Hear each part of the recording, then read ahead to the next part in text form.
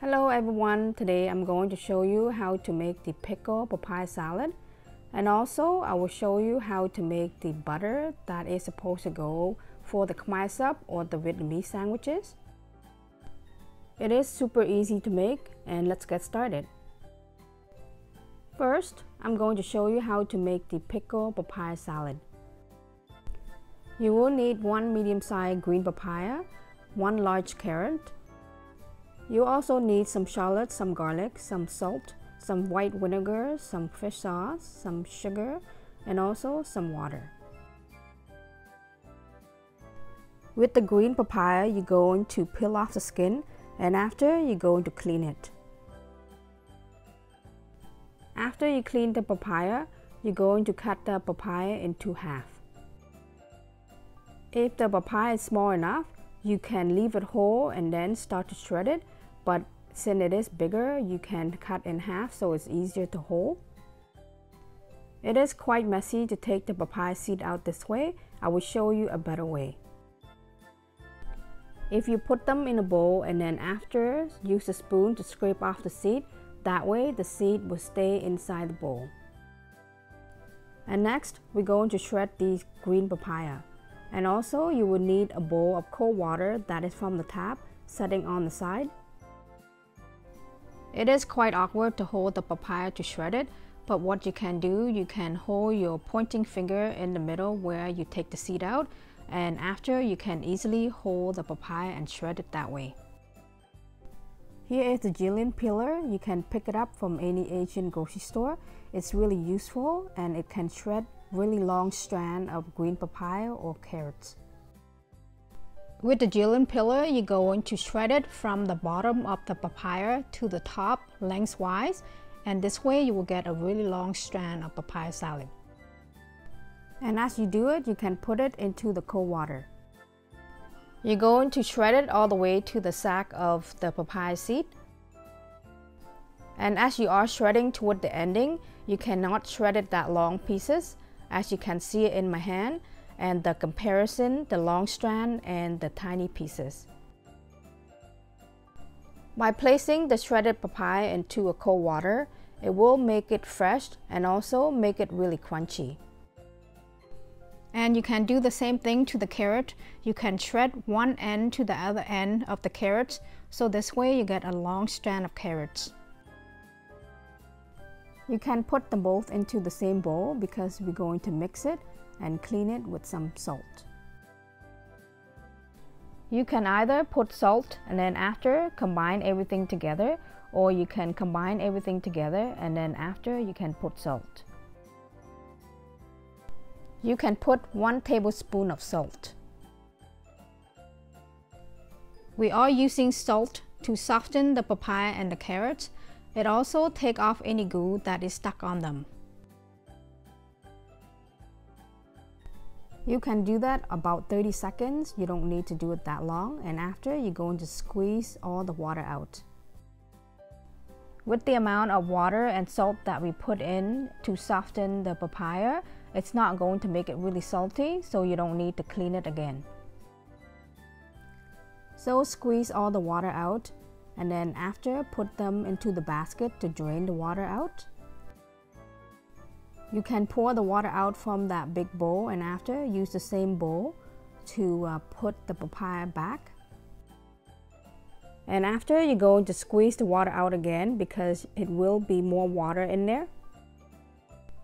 So what I did, I poured back into the bowl and then squeezed the water out into the plate.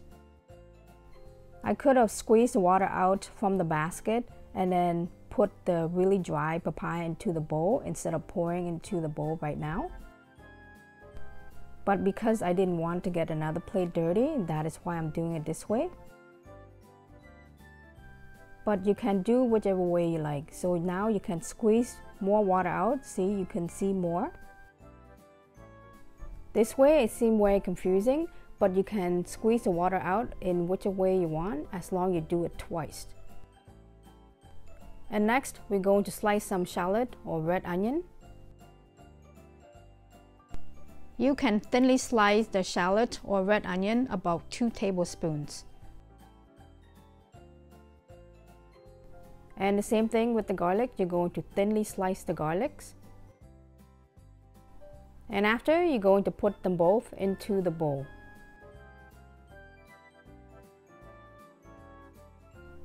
Three tablespoons of water, 4 tablespoons of white vinegar, 3 tablespoons of fish sauce, 1 teaspoon of salt, and 4 tablespoons of sugar. Mix everything well together, and after, you're going to put the garlic and the shallot.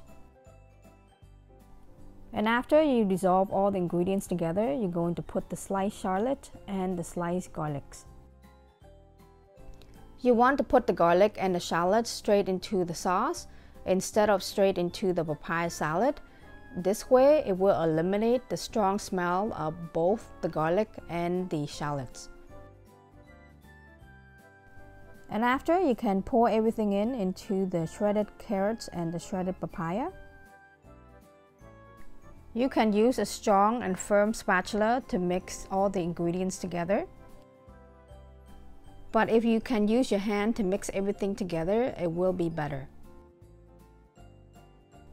You will also notice that the papaya salad is now shrinking because of the sodiums. You can mix it for about 1 minute, and after, it should be done. You can also give it a taste, and if you like it more sweeter, you can put more sugar, but for me, this way is good enough. And that is all to it on how to make the pickled papaya salad. And next, I will show you how to make the natural butter.